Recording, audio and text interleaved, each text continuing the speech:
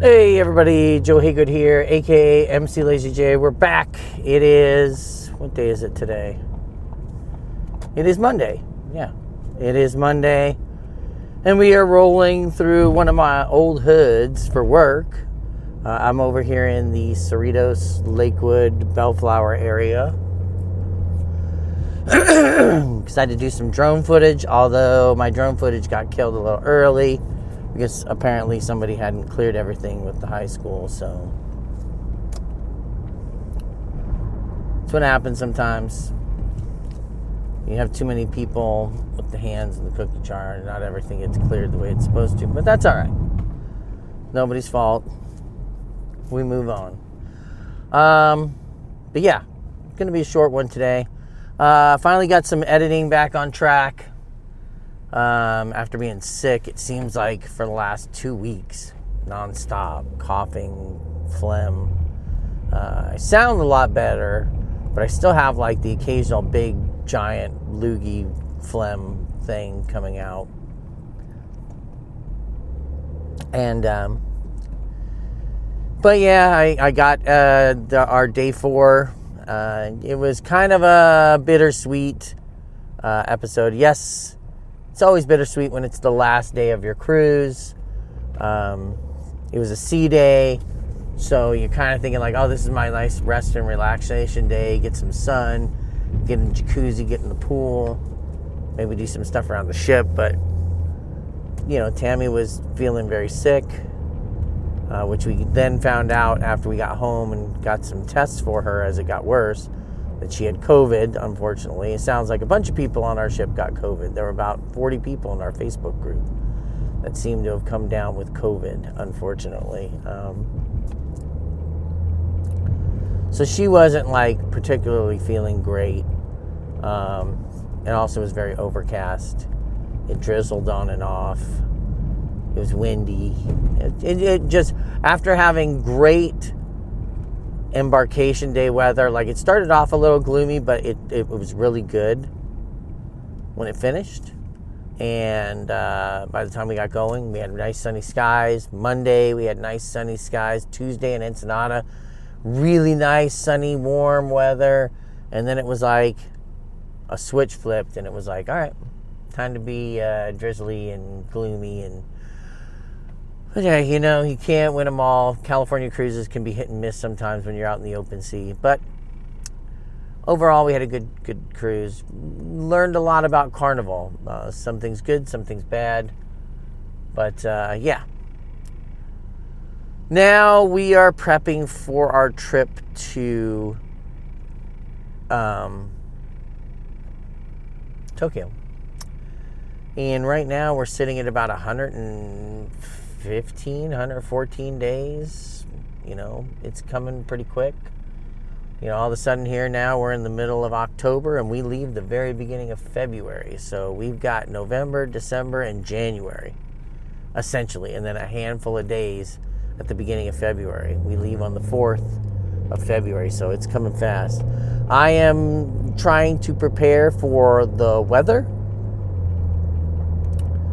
You know, one of the things that we're finding, you know, it's going to be cold. That's just a thing. It's going to be cold when we go there. It is not going to be unsurprising to see things like 0 centigrade, which is essentially 32 degrees Fahrenheit, which, if you know your tables, that is freezing. Literally, that is the definition of freezing, is where water freezes. There is always a chance we might get some snow in Tokyo. It's very rare, but normally when it's going to happen, it happens in February. So there's a possibility we get some snow, which I'm okay with that. It makes the trip unique. You know what I mean? But yeah, right now I've got our maps kind of populated and filled with stuff we're going to do, places we want to eat, places we want to see. I have a feeling that as we go through it, we're going to slowly realize we don't have enough time for everything. And that's okay. You know, that's okay. that's always a possibility, you know, when you're planning things. Oh, we got a street sweeper train right here. That is always a possibility that you plan way more stuff than you can fit in. So there is a good chance. Now, the one thing I haven't done is find anything in Hiroshima, because the only 2 points or 3 points that really have come to me so far is the Peace Park, the Atomic Bomb Museum, and there's the viewing tower where you can make the crane and put it in the side of the building. So we'll probably have to look at some other stuff there and maybe figure out some restaurants to eat at. It seems like if you're going to go to Hiroshima, you should eat okonomiyaki, which is kind of a pancakey kind of dessert or dinner food. It's made with like noodles, and there's some there is like a batter mixture that goes into it and other stuff. Problem is, there's a lot of stuff that goes into it that I can't really necessarily eat. So it might be something where maybe Tammy tries it. Maybe I try to eat it and pick at it where I can, but it is kind of a signature dish for the area. We also have to calculate on the fact that we're going to fly to Hiroshima, but I didn't realize this, but apparently HIJ, which is where we would be flying into, which is the international airport there in Hiroshima, it is like 45 minutes away from the town center. So there is a train or a bus, I believe, that you can take from there to there. But, you know, I have to factor in, like, hey, travel time now, on top of flying an hour and 15 minutes, we also have to calculate in another 45 minutes. Now, that being said, the Shinkansen would take us right to the city center, obviously, but it's 4 hours each way. And I don't know if that means we have to switch trains in Osaka or not. Not wanting to have to deal with that, I just figure it's easier for us to fly. Direct flight there, direct flight back. So the idea is we'll probably leave earlier in the morning. We're not going to have any bags that we have to check. We're going to have one carry-on, you know, so it's going to be pretty simple, nothing fancy. And then, you know, we're going to fly out. We'll take the train in. We're going to hit definitely those spots. We'll probably do some wandering around the city a little bit. And then we're going to head back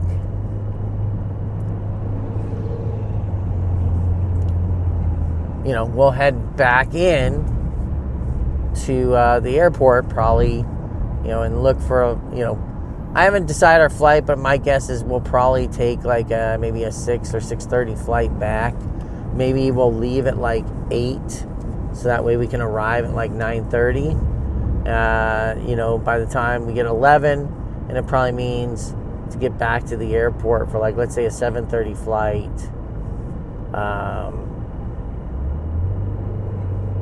7:30, 8:30, somewhere in there. We just have to make sure that we plan a couple hours, 2-3 hours to get back. And like I said, we're not going to have any checked bags. We're not going to be doing anything crazy like that. We're literally just going to be doing probably a carry-on bag, like a backpack or something like that, and throwing everything in there. And that's it, But everything else I figured out, like, oh, we're going to do this. And I'm still adding stuff. Like, there's stuff I'll see something and be like, oh, God, we need to add that place. Oh, we didn't. Like, I didn't put Age 3, the sandwich place, on there in Ginza. So, like, oh, shit, I got to add that, So now it's a matter of looking at the map, zooming out, seeing all the points that we have by district, and then finding out, like, okay, what can we do practically in a day? And it's like, okay, it's like Akihabara, that's probably going to take a chunk of the day. Now, we could probably combine that with like going to Ginza afterwards.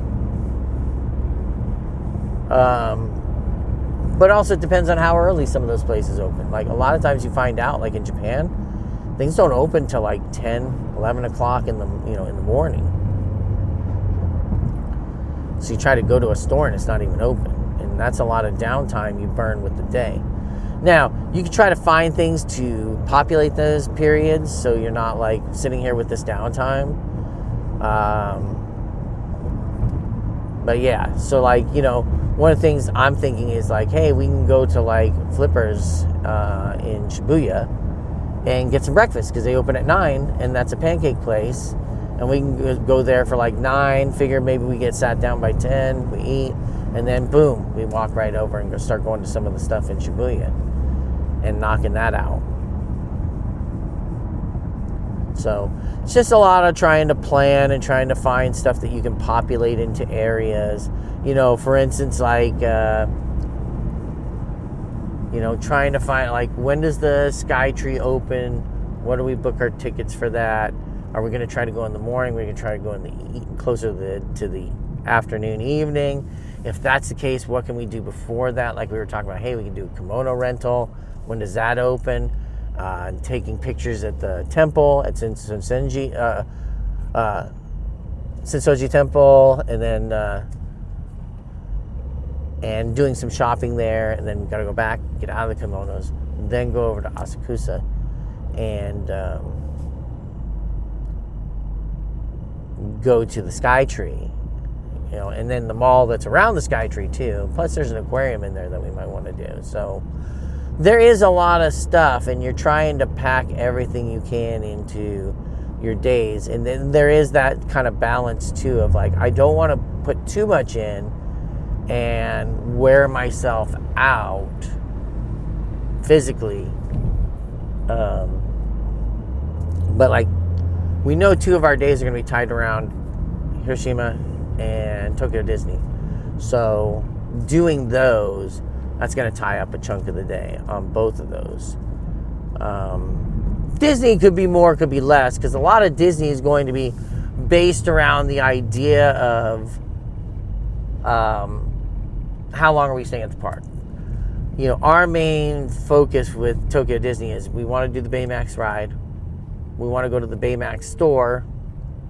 We want to do the Beauty and the Beast ride and the Winnie the Pooh ride, because those are really important ones that you don't see here that are very different. So we want to do those there. Those are like the 3 rides that are like, these are the must-haves. This is what we have to do. And this is what we have to hit. There's a lot of other things, like my wife wants to do like the mochi, the alien mochis from Toy Story. And there's like, yeah, you go on the Haunted Mansion, see how it's different, or the Jungle Cruise, and things of that nature, Small World, and so on and so on. So the idea is like, there's lots for us to do at Disney, but there's like these core tenements that we're like, these are the things we have to hit, right? So it's a lot though, planning a trip, and I'm kind of taking the onus on it. But I am, like, I want my wife, like, she's been telling me like places she wants to do too. Like, we have the Owl Cafe, because we were like, we should try an animal. And I know there's going to be people out there about the ethics of animal cafes. I get it. I don't want to hear it. I'm glad whether you feel one way or another. We're going to go to the Owl Cafe. We're going to, spend a little time there, have probably a coffee or a drink or something like that, and spend some time with the owls. And then, that's in Akihabara where we're going to be. We want to go to Yodobashi, Akiba, and Big Camera, Super Potato, and there's Animate. But it's like, I'm already starting to realize, like, oh man, some of this is going to be tough. Like, I'm realizing, like, I want to go to maybe try to fit in Ikebukuro, but I don't know if I can. Like, what am I going to take out to put that in? And Akihabara is probably my most busiest place. It has my most bookmarks. And then some of it's simpler than others. Like some of it's like, oh, the capsule place. All right, yeah, I'm not going to spend like an hour and a half at the capsule place. But like Animate, we'll probably walk around there for a good 30, 45 minutes, maybe an hour. Super Potato. I probably am not going to buy anything at Super Potato necessarily, but I do want to look. And if I see something, yeah, sure, I might pull the trigger on something. There might be some PlayStation imports that I'm like, oh, I can't get this stuff here, and I want to get it for the PlayStation. I would say the Xbox, but that's kind of laughable, and there's not going to be any Asian imports that I'm not going to see. But, anyways, yeah. So, like, there is a lot of stuff, but then you have to gauge, like, how long am I actually going to be at these places? Bam, bam, bam. Like Shibuya, I have a bunch of stuff, but a bunch of the places I want to go to, they're all literally in one building. Nintendo store, Capcom store, Shonen Jump store, Sega store are all in one building. All on the same floor. So, like, really, it's like, yeah, I might spend like 2.5 hours here, but then I've knocked out like almost half to 2/3 of what I want to do in Shibuya, like that. But it's always entertaining when you're trying to plan like this trip that you've had building in your brain for so many decades, and you're trying to fit everything in, and you're playing like travel Tetris of like, okay, if I do this, and then I do this over here, and I slot this into this way, and I flip it upside down, and square root it, you're trying to make up your schedule to fit. So it in a way, it's kind of funny to do that. It's a lot more complicated, especially when your frame of reference right now is everything that you see online, that you're not there in person. It's the way I felt when we went to the Dominican Republic, and we were like, oh, I've seen Tano Bay in videos, but I didn't have the layout right. Or the Virgin ship. It's like I watched all these things, so I'm thinking like, I know where everything's at. And things are just skewed and out of sequence sometimes for you. Like, I remember thinking, the groupie, which is like the karaoke thing, I thought that was in the round. And I'm sitting there looking for it, and I'm like, I don't see it. Where the hell is this karaoke place? And come to find out, it's nowhere near there. It's like way up in the front of the ship on like deck 6 or 7. It's up by the Red Room, and it's like, oh yeah, you got to go over here, and it's like around this corner, and here it is, like hidden away, and it's like, oh, it's over here. I didn't know that. So it's one of those things where you think you have the perspective, but you don't necessarily have the perspective. You have things kind of off. So it's what it is, but we'll figure it out, and it's going to be a good trip, and I'm happy for it. And then we got, like I said, the Virgin one coming all the way up in September after that. So, and we're kind of plotting and scheming our 2027 right now and trying to figure out what we want to do. One of the things we talked about was Australia and New Zealand, kind of in like a combination trip where it's like you get Australia in there, and then you get New Zealand as you jump over. So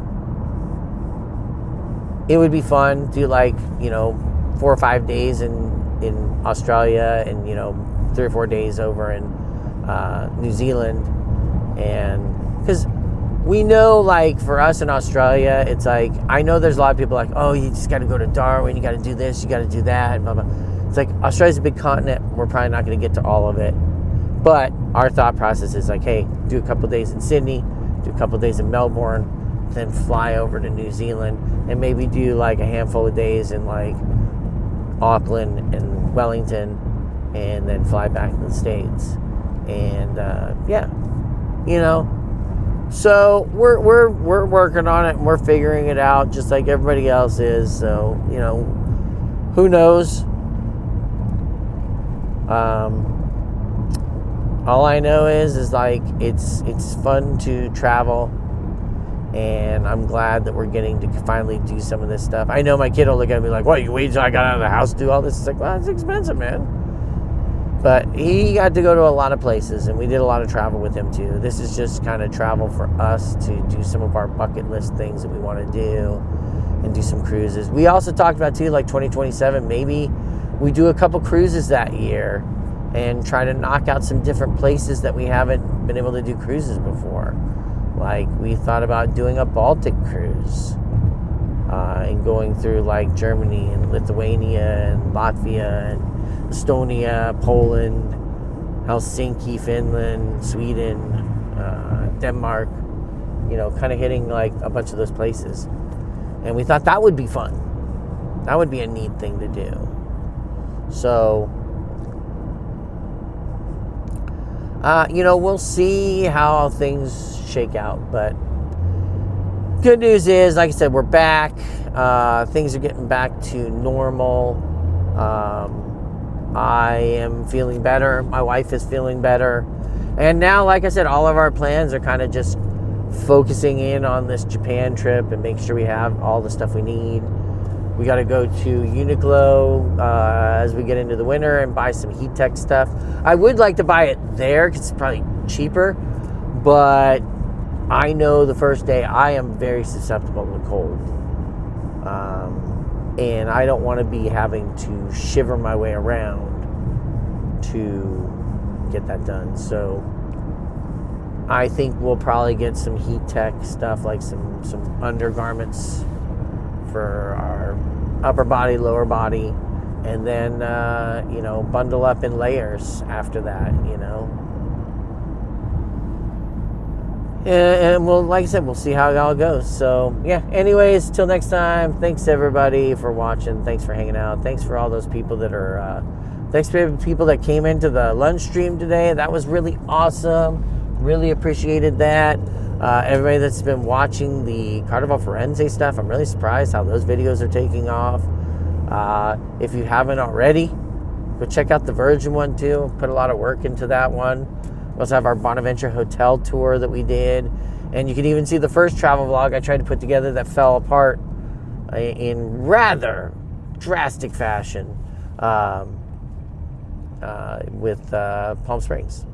I'm going to have to do another Palm Springs one. And we talked about maybe going to Palm Springs next year between the cruise and traveling to Japan. We thought about somewhere in there going out to Palm Springs, and maybe we'll try to do a filming session with that if we can.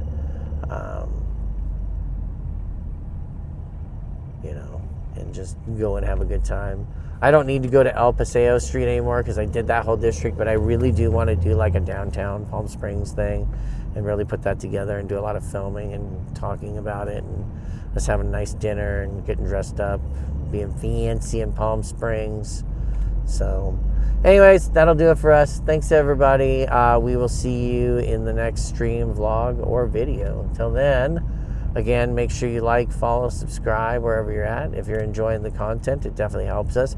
I will say that with these latest travel videos, we have seen a bump in subscribers and subscribers watching content. Remember, I used to joke that about 97% of you were not subscribed, and that number has changed to 94% is not subscribed. So went from 97 to 94 is a 3% jump.